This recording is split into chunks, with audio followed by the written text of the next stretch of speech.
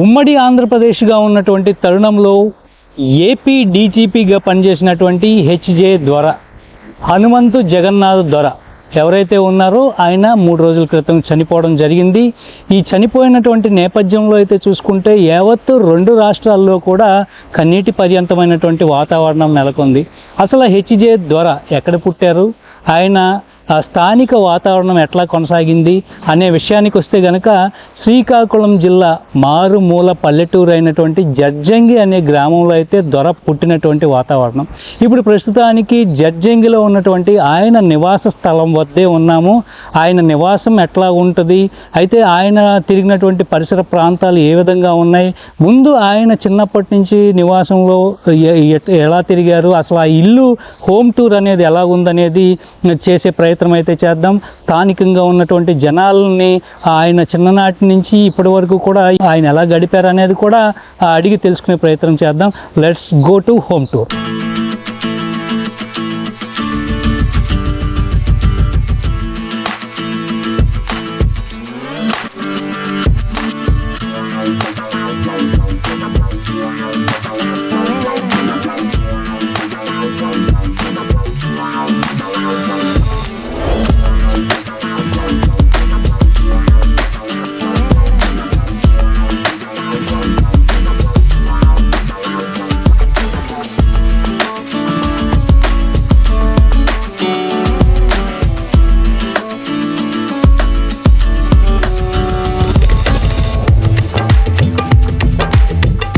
ప్రస్తుతానికి హెచ్జే దొర నివాసం ఉన్నటువంటి ఇదే నివాస గృహం. ఏదైతే చిన్నప్పటి నుంచి కూడా హెచ్జే దొర డీజీపీగా వచ్చేసినటువంటి దొరగారి నివాసం అయితే ఇదే, జగన్నాథ దొరగారి నివాసం అయితే ఇదే. అయితే దొరగారి నివాస స్థలంలో కొంతమంది సమీపులు అయితే ఉన్నారు, స్థానికులు అయితే ఉన్నారు. వారి స్థానికులు అయితే దొరగారి కుటుంబంతో సన్నిహితంగా కూడా మెసిలినటువంటి వ్యక్తులు. ఆ వ్యక్తులను అడిగి మరిన్ని విషయాలు అయితే చర్చించే ప్రయత్నం అయితే చేద్దాం. సార్ నమస్తే, మీ పేరేంటండి? నా పేరు మొదలు సోలనాయుడు సార్. మీకు దొరగారి కుటుంబానికి ఏమన్నా సాన్నిహిత్యం ఏమన్నా ఉందా? 36 సంవత్సరాల పాటు పరిచయాలు ఉన్నాయి సార్. నేను ఎక్కువగా మమ్మీ వాళ్ళ మదర్ ఉన్నప్పుడు ఇక్కడే ఉండేవాడిని సార్. ఎక్కువ నాకుతో కుటుంబ సభ్యులందరూ నాకు పరిచయం సార్. ఓకే. హెచ్జే దొరగారు చిన్నప్పటి నేపథ్యాలు మీకేమన్నా, వాళ్ళ అమ్మగారు మీకు ఏమన్నా చెప్పడం ఏమన్నా జరిగింది? వాళ్ళ అమ్మగారు చెప్పినవి ఏంటంటే, అతను ఇంగ్లీష్ మీడియంలో నర్సరీ 1వ తరగతి వరకు చెన్నైలో చదివినట్టుగా, 2 నుంచి 5 వరకు జడ్జంగిలో, ఎస్ఎల్సీ వరకు Kodabommala high school, PUC Srikakulam, BA honours, MA economics Visakhapatnam Andhra university. తర్వాత 65లో ఫస్ట్ అటెంప్ట్లో ఐపీఎస్ సెలెక్ట్ అయ్యారు. ప్రస్తుతానికి ఇప్పుడు మనం చూస్తున్నటువంటి ఈ ఏదైతే ఇల్లు ఉందో ఇది దొరగారు నివాసం చేసినటువంటి ఇల్లేనా ఇది? అప్పుడు పెంకుటిల్లు ఉండేది సార్. మా అమ్మాయి గారు వాళ్ళు ఉన్నప్పుడు పెంకుటిల్లు ఉండేది. తర్వాత మా అమ్మాయి గారు తదనంతరం చనిపోయిన తర్వాత ఈ జిఎంఆర్ ట్రస్ట్కి హ్యాండ్ ఓవర్ చేశారు. వాళ్ళు మార్చి రేకేశారు సార్. అప్పటి నుంచి మాకు తెలిసిన మనిషి దొరగారు ఇల్లే సార్ ఇది. ఒకసారి ఈ ఇంటి వాతావరణం ఎలాగుండేదో ఒకసారి మాకు చూపిస్తారా మీరు? పదండి సార్. ఒకసారి ఇంటి వాతావరణం కూడా పరిశీలిద్దాం ఒకసారి ఫ్రెండ్స్.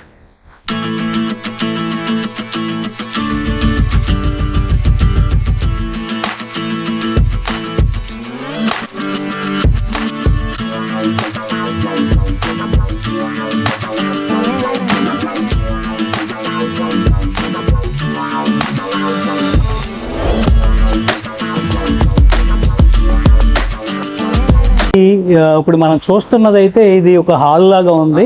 ఒకసారి ఈ హాల్లో కూడా మనం ఎంటర్ అవుదాం. సో చూస్తే కనుక ఇదంతా కూడా ఒక పెద్ద హాల్ లాగా ఉంది. ఇదంతా కూడా అప్పట్లో ఈ హాల్లోనే అంతా కూడా కలిసిమెలిసి జీవనం చేసేవాళ్ళు అన్నట్టుగా కూడా తెలుస్తుంది. అదేవిధంగా చూసుకుంటే అక్కడ హెచ్జే దొర అండ్ శ్రీమతి సుశీలా దేవి అని చెప్పేసి ఒక ఫోటో ఫ్రేమ్ అయితే కనిపిస్తుంది. అది పూర్తిగా పాతకాలం నాటి చిత్రంగా ఉంది. సార్ ఎవరు ఆ హెచ్జే దొర అండ్ శ్రీమతి సుశీలమ్మ? అతను దొరగారు నాన్నగారు సార్. అది ఫస్ట్ ఎలక్షన్లో ఎమ్మెల్యే గెలిచారు సార్. ఆవిడ అలా అమ్మగారు సుశీలమ్మ సార్, సుశీల దేవి గారు. ఆయన ఏ ఊరికి ఎమ్మెల్యేగా చేసేవాళ్ళు, ఏ నియోజకవర్గానికి ఎమ్మెల్యేగా చేశారు? నర్సంపేట సార్. నర్సంపేట నియోజకవర్గం చేశారు సార్. నర్సంపేట ఉండేది మాకు నియోజకవర్గం. ఎన్నిసార్లు గెలుపొందారు ఆయన? ఒకేసారి గెలిచారు సార్. తర్వాత ఎలక్షన్లో ఎక్స్పైర్ అయిపోయారు సార్, చనిపోయారు. అదే విధంగా చూసుకుంటే ఈ హెచ్దే దొరగారు ఎవరైతే ఉన్నారో వాళ్ళకి ఎంతమంది సంతానం, ప్రస్తుతానికి జగన్నాథరావు దొరగారు ఎన్నో సంతానం ఈయన? ఈ జగన్నాథం ద్వారా గారి పెద్ద సంతానం సార్. వాళ్ళకి 3 అబ్బాయిలు సార్. ఫస్ట్ అతను ఈ జగన్నాథం ద్వారా గారు సార్. 2 అతను అబ్బాయి ద్వారా సార్, రాజగోపాలరావు గారు అల్లుడు. 3 అతను లక్ష్మీనారాయణ ద్వారా సార్, వైజాగ్లో ఉంటున్నారు. 2 అమ్మాయిలు సార్. ఒక అమ్మాయి పేరు పార్వతి, ఒక అమ్మాయి పేరు లక్ష్మి సార్. లక్ష్మి అన్న అమ్మాయి వైజాగ్లో ఉంటాం సార్. ఈ పార్వతి అన్న అమ్మాయి శ్రీకాకుళం ఉంటాం సార్. అయితే ఇది కుటుంబ నేపథ్యం చూసుకుంటే కనుక హెచ్జే దొరగారిది ఆయన చెప్పినట్టుగా ఈ రకంగా ఉంది. అయితే ప్రస్తుతానికి ఇప్పుడు మనం హాల్లో ఉన్నటువంటి ఈ సన్నివేశం చూస్తే అప్పుడు పురాతనమైనటువంటి ఈ హాల్ అయితే చూసుకుంటే కూడా ప్రతి గోడ చూసుకుంటే కూడా ప్రస్తుతానికైతే 21 ఇంచుల వెడల్పు ప్రక్రియతో ఇది నిర్మాణం చేసింది. ఇప్పటికీ కూడా చెక్కు చెదిరినటువంటి వాతావరణం అయితే ఇక్కడ కనిపిస్తూ ఉందని చెప్పుకోవచ్చు. అయితే ప్రధానంగా చూసుకుంటే కనుక ఇంకా కొన్ని గదులు ఉన్నాయి, అవి మనం ఎక్స్ప్లోర్ చేసే విధంగా వెళ్దాం.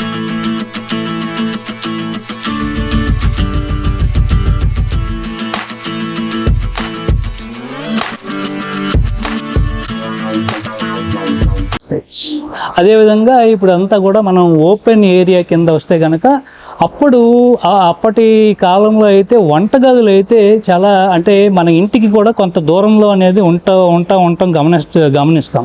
అయితే అదేవిధంగా కూడా దొరగారి ఇంట్లో కూడా ఈ వంటగది అనేది ఇంటికి కొంత దూరంలో ఉంటుంది. ప్రస్తుతానికి ఆ వంటగది కూడా, వంటశాల కూడా చూసే ప్రయత్నం అయితే చేద్దాం. ఇదంతా కూడా ఒకప్పుడు గానుగు సున్నంతో తయారు చేసినటువంటి నిర్మాణంగా మనం చూడొచ్చు. అదేవిధంగా ఇప్పుడు ఈ వంటశాల ఏదైతే ఉందో ఎప్పటికీ కూడా చెక్కు చెదరని వాతావరణం కింద చూడొచ్చు.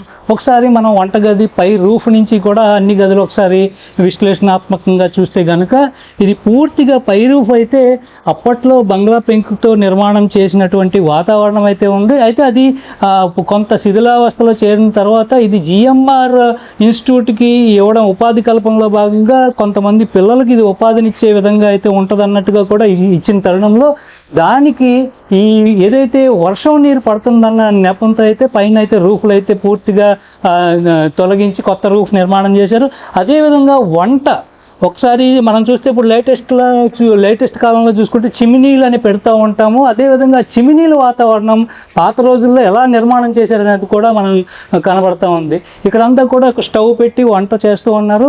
ఇది చూసుకుంటే కనుక ఇది చిమినీ. ఇక్కడ ఉన్నటువంటి సెగ అంతా కూడా పైకి వెళ్ళి లోపలికి ఈ సెగ అంతా కూడా, పొగ అంతా కూడా బయటకు వెళ్ళిపోయే స్థితిలో అయితే అప్పుడు నిర్మాణం చేసినటువంటి క్రమం కూడా మనం చూసుకోవచ్చు. అదేవిధంగా ఇలా కొంత ముందుకు వస్తే ఏదైతే అక్కడ వంట జరిగినటువంటి ప్రాంతం ఏదైతే ఉంటుందో ఆ ప్రాంతం తర్వాత ఇక్కడంతా కూడా డిష్ వాష్ ఏరియా అనమాట. ఈ డిష్ వాష్ ఏరియా కూడా చూసుకోవచ్చు.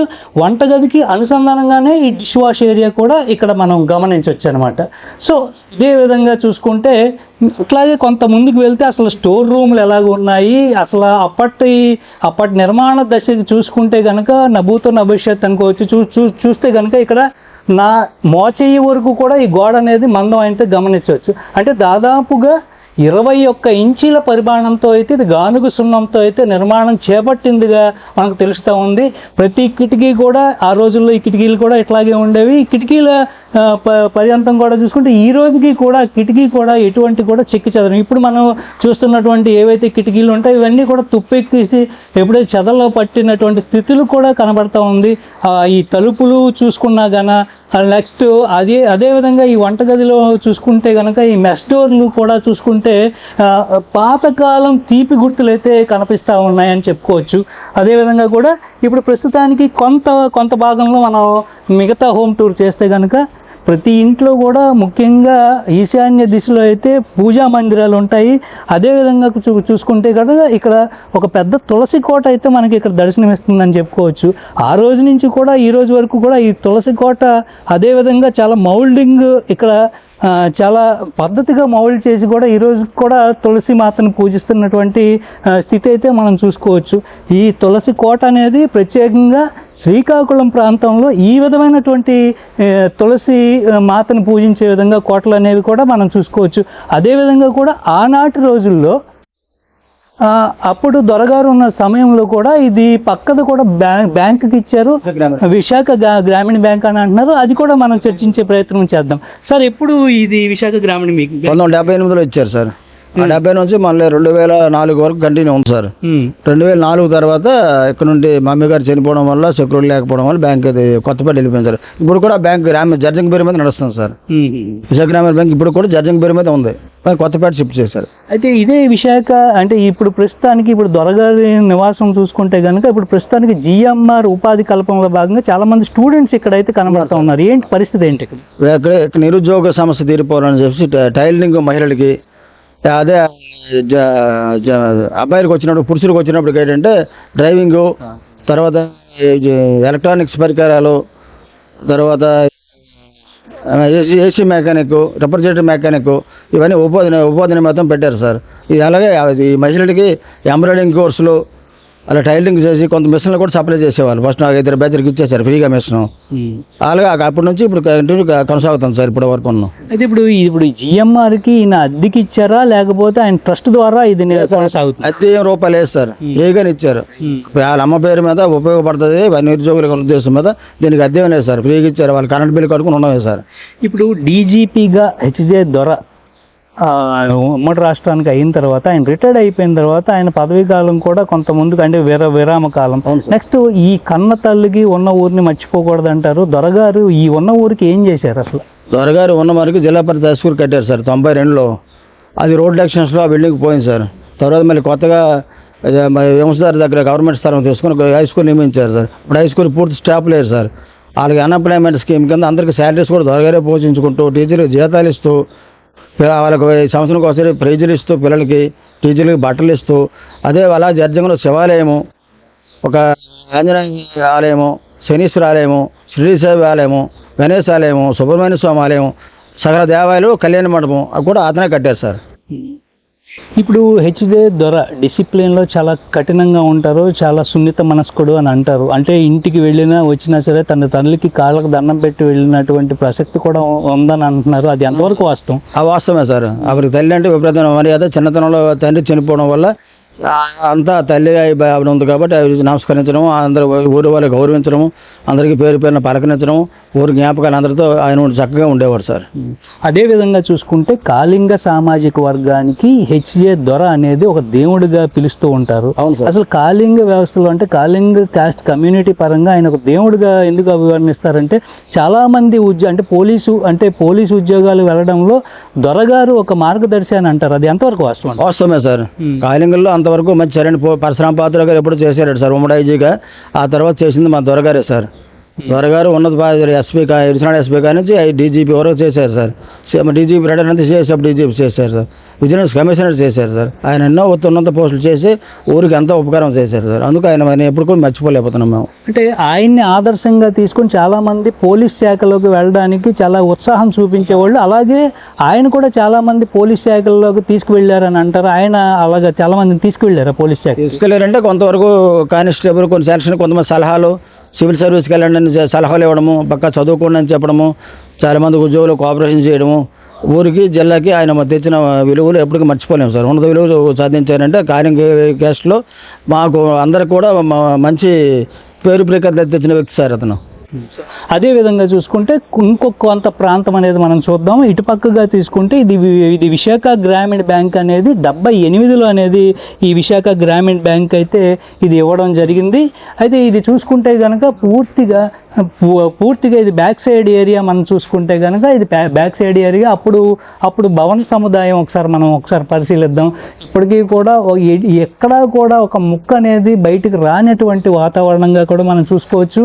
అయితే ఈ పాత బిల్డింగులు కూడా అప్పుడు అంటే ఇక్కడ ప్రస్తుతానికి కట్టెల పొయ్యితో ఇక్కడ వంటలు వండుతున్నారు. అయినప్పటికీ కూడా ఈ వాతావరణం చూస్తే అప్పుడు పాత బిల్డింగులు ఏ విధంగా ఉండేవి, ఇప్పుడు ఒక 10 సంవత్సరాలు కట్టినటువంటి బిల్డింగ్ బీటలు వారిపోయినటువంటి తరుణంలో ఎప్పుడో ఇంచుమించు 40sలో కట్టినటువంటి ఈ భవనం ఇప్పటికీ కూడా ఎటువంటి బ్రేకేజ్ లేదు అనటానికి ఇది ఒక నిదర్శనంగా చెప్పుకోవచ్చు.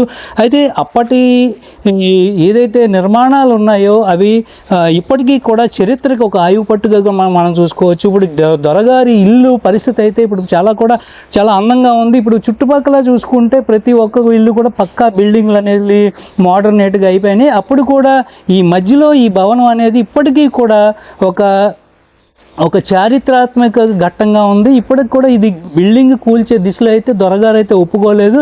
ఇది మా పూర్వీకుల నుంచి వచ్చినటువంటి ఒక స్థలం కాబట్టి, ఇల్లు కాబట్టి దీన్ని చెక్కు చెదిరే వాతావరణం అయితే నేను ఇవ్వను. ఏదైనా ఒక ట్రస్ట్ ద్వారా ఇది నడిపే యోచనలో అయితే ఆయన రాకపోకలు ఇక్కడ కొనసాగిస్తూ కూడా కొంతవరకు కూడా ఇక్కడే ఈ ప్రజలతో మమేకమైనటువంటి సందర్భాలు అయితే చూసుకోవచ్చు. ఏదైతే 1965లో ఆయన ఐపీఎస్లో అరంగేట్రం చేసిన తర్వాత కూడా ఆయన ఇంచుమించు 2006 వరకు కూడా డీజీపీ పదోన్నతిగా అయితే ఉమ్మడి రాష్ట్రాలకు కూడా ఆయన సేవలు అందించారు. ఈ నేపథ్యంలో చూసుకుంటే మావోయిస్టులకు అయితే ఆయన ఒక సింహ స్వప్నం అని అని చెప్పుకోవచ్చు.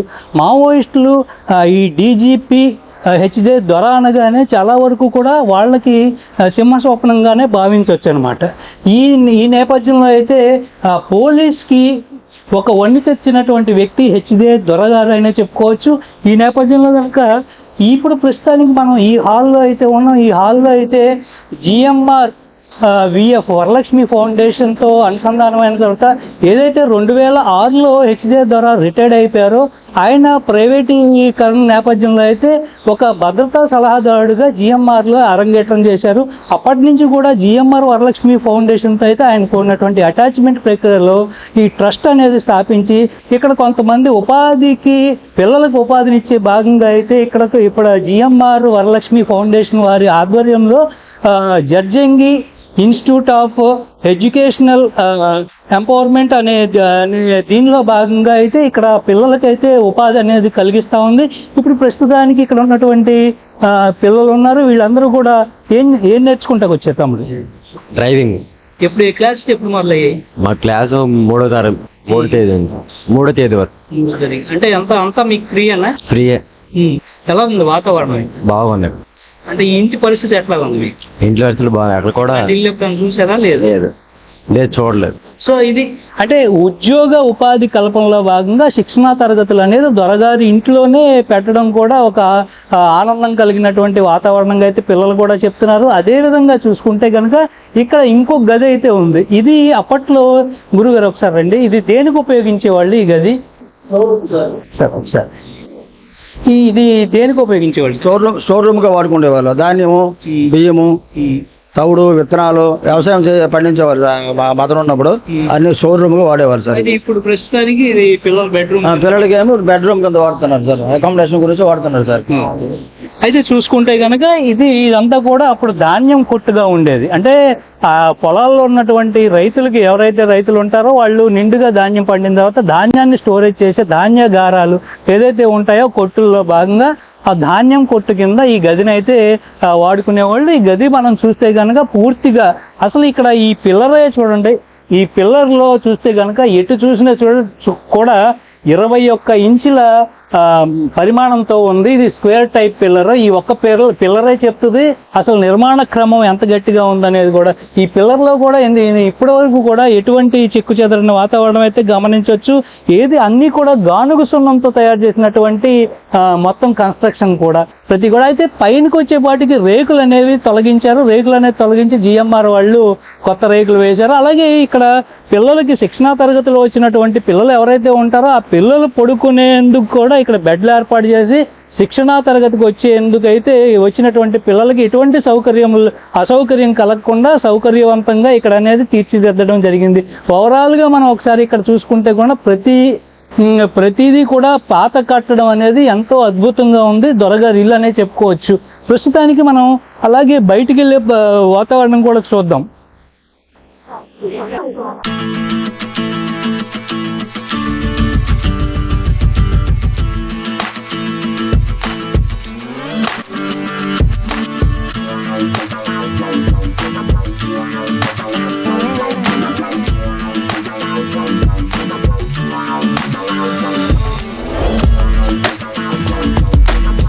ఇదే మనం బయటికి వెళ్ళి కనుక ఇక్కడ గమనిస్తే ఇది పూర్తిగా అయితే ఇది సౌత్ ఫేసింగ్ అయితే ఇది వస్తుంది. ఈ సౌత్ ఫేసింగ్ కనుక చూసుకుంటే సౌత్ ఫేసింగ్లో విశాలమైనటువంటి కారిడార్ ఉంది. అంటే ఇక్కడ వృక్షాలు పెంచుకునేందుకైతే వాళ్ళు ఇక్కడ ఏర్పాటు చేసుకున్నటువంటి స్థలంగా మనం చూసుకోవచ్చు. ఇక్కడ అన్నీ కూడా మామిడి, సపోటా, వేప అలాగే కొబ్బరి మొక్కలతో అయితే చాలా ఆహ్లాదమైనటువంటి వాతావరణంలో అయితే ఈ ఇల్లు ఉందని చెప్పుకోవచ్చు.